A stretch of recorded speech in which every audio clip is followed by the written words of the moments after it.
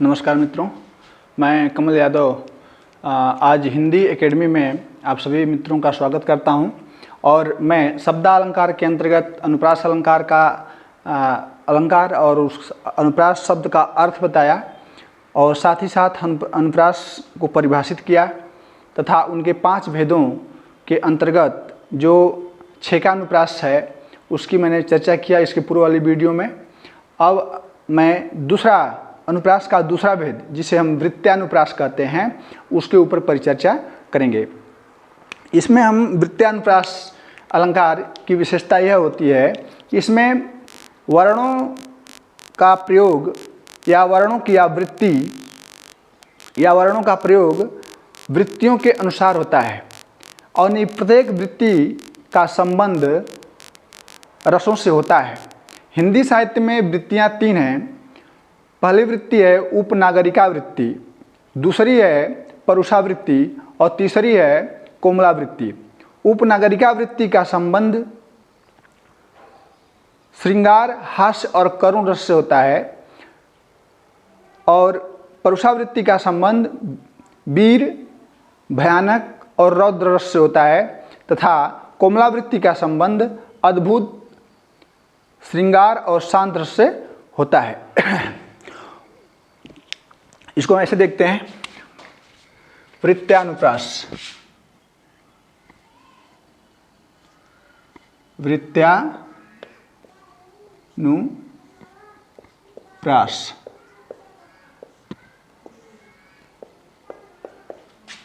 वृत्तियों के अनुसार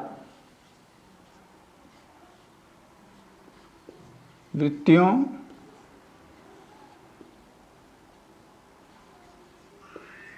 के अनुसार वर्णों का प्रयोग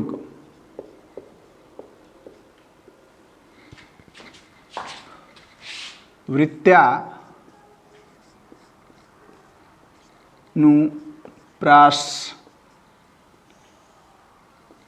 कहलाता है।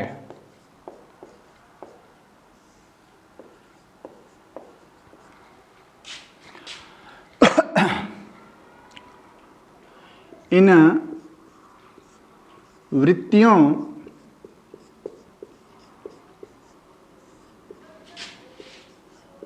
का संबंध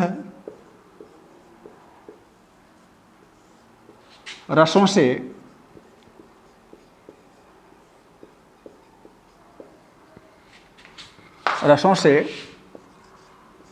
है। हिंदी साहित्य में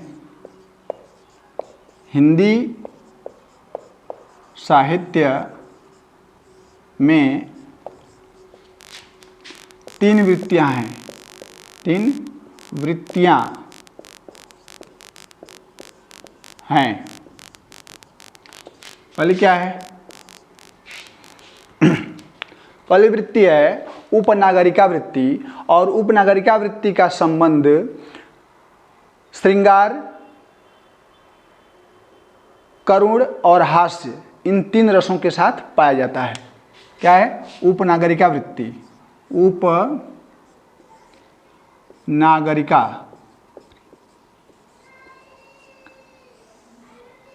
और उपनागरिका वृत्ति का संबंध किससे है? पहला किससे है? श्रृंगार। दूसरा क्या है? करुण। और तीसरा है हास्य।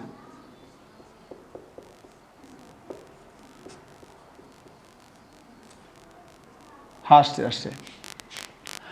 दूसरी वृत्ति है परुषावृत्ति।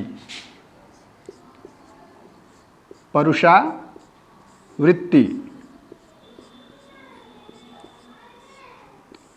इसका संबंध वीर, भयानक और रौद्र रस से होता है। वीर रस, वीर रस। दूसरा क्या है? भयानक रस। और तीसरा है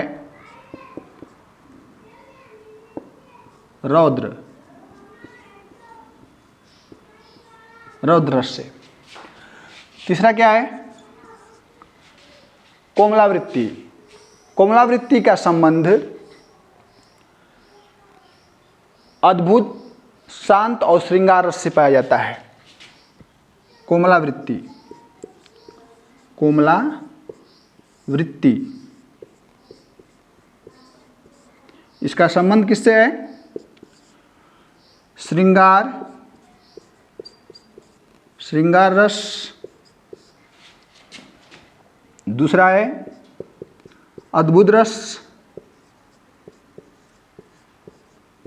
रस। और तीसरा है शांत रस, शांत रस से इसका संबंध पाया जाता है। उपनागरिका वृत्ति का संबंध मैंने बताया श्रृंगार, करुण और हास्य रस से। और इसमें ट वर्ग के व्यंजनों को छोड़कर, अर्थात ट, ठ, ड, ढ, अड़ को छोड़कर शेष सभी व्यंजन वर्ण आते हैं। परुषावृत्ति में इसका संबंध वीर रस, भयानक रस और रौद्र रस से है। और इसमें ट, ठ, ड, ढ को छोड़कर सारे वर्ण आते हैं। कोमलावृत्ति में अनुस्वार युक्त वर्णों का प्रयोग होता है। अब हम एक उदाहरण के साथ इन तीनों वृत्तियों को दर्शाने जा रहे हैं आपके सामने। देखिए,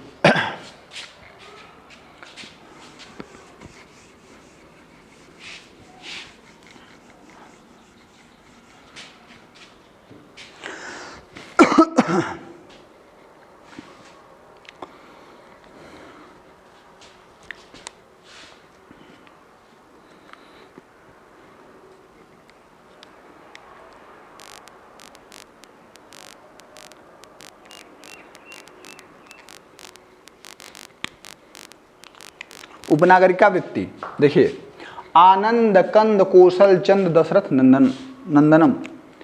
जिस पंक्ति में सा अनुनासिक वर्णों का प्रयोग हो, यानी कि अनुस्वार के साथ वर्णों का प्रयोग हो, वहाँ पर उपनागरिका वृत्ति पाई जाती है। जैसे करा है आनंद कंद कौशल चंद दशरथ नंदनम, रघुनंद आनंद कंद कौशल चंद दशरथ नंदनम। रघुनंद आनंद कंद, रघुनंद पहला है,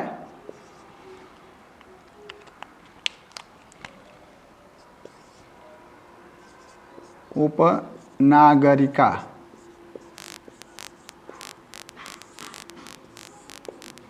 क्या करा है? रघुनंद, रघुनंद आनंद कंद कौशल, कौशल चंद दशरथ, दशरथ नंदनम, नंदनम। यहाँ पर आप देखिए रघुनंद, रघुनंद में अनुस्वार वर्ण आया है। आनंद न पर अनुस्वार है, रघुनंद में भी न पर अनुस्वार है, आनंद में भी अनुस्वार है, कंद में भी अनुस्वार है, और कौशल चंद, चंद में भी अनुस्वार है, नंदनम, ये सारे अनुस्वार का प्रयोग हुआ है। इसलिए जहाँ पर सानुनासिक वर्णों का प्रयोग होता है वहाँ पर उपनागरिका वृत्ति पाई जाती है। एक अगला उदाहरण मैं दे रहा हूँ परुषावृत्ति का। परुषावृत्ति, परुषा वृत्ति, इसमें क्या होता है? कह रहा है चरण चोट, परुषावृत्ति, परुष का अर्थ होता है कठोर, परुष शब्द का अर्थ होता है कठोर, जहाँ पे कानों को कटु लगने वाले वर्णों, व्यंजन वर्णों का प्रयोग हुआ हो, वहाँ पे परुषावृत्ति होती है। साथ ही साथ वहाँ पे द्वित्व व्यंजनों का भी प्रयोग होता है। ऐसे वर्णों का प्रयोग जहाँ पर हो उसे हम परुषावृत्ति के नाम से जानते हैं। जैसे च छ ज झ, ट ठ ड ढ, ये कर्ण कटु वर्ण हैं, ये कानों को कटु लगने वाले वर्ण हैं। जैसे कह रहा है चरण चोट चटकन चकोट अरि ऊप सिर बज्जत, चरण चोट चटकन चकोट अरि ऊप सिर बज्जत। क्या कह रहा है? चरण चोट, चरण चोट चटकन चकोट अरि उप सिर बज्जत, बज्जत।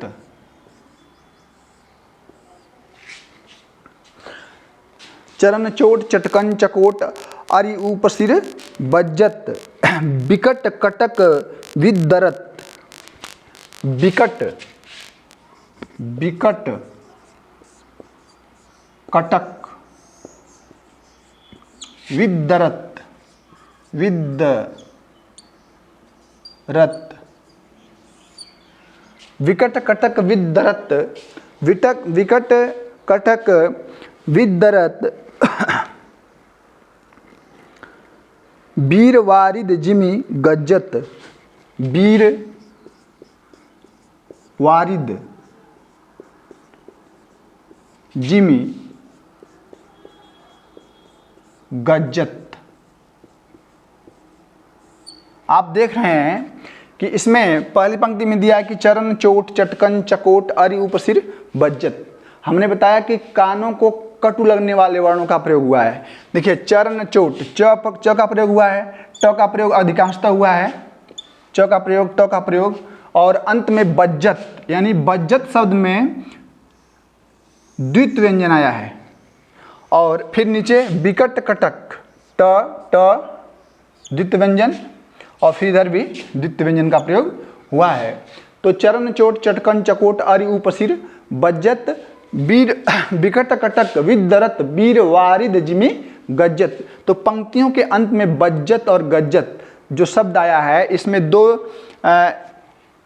द्वित्व व्यंजन है तथा प्रत्येक पंक्ति में च ट वर्णों का प्रयोग हुआ है, इसलिए यहाँ पर परुषावृत्ति होगी। अगला है कोमलावृत्ति।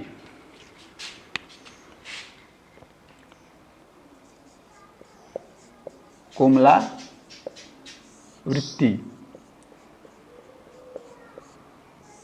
कोमलावृत्ति, इसमें द्वित्व व्यंजनों का प्रयोग नहीं होता है तथा कानों को कोमल लगने वाले वर्णों का प्रयोग इसमें होता है। जैसे क ख ल त थ इत्यादि वर्णों का प्रयोग होगा, जैसे य र ल वर्णों का प्रयोग होगा। जैसे कह रहा है कूलनी में केलिन में कछारन में कुंजन में, कूलनी में केलिन में कछारन में कुंजन में, क्यारिन में कलित कलिन किलकंत है।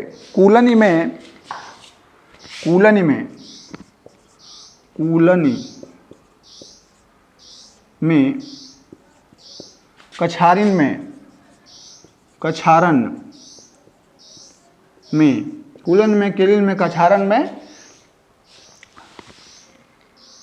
कुंजन में, कुंजन में, क्यारिन में कलित कलिन किलकंत है। क्यारिन में, क्यारिन में कलिन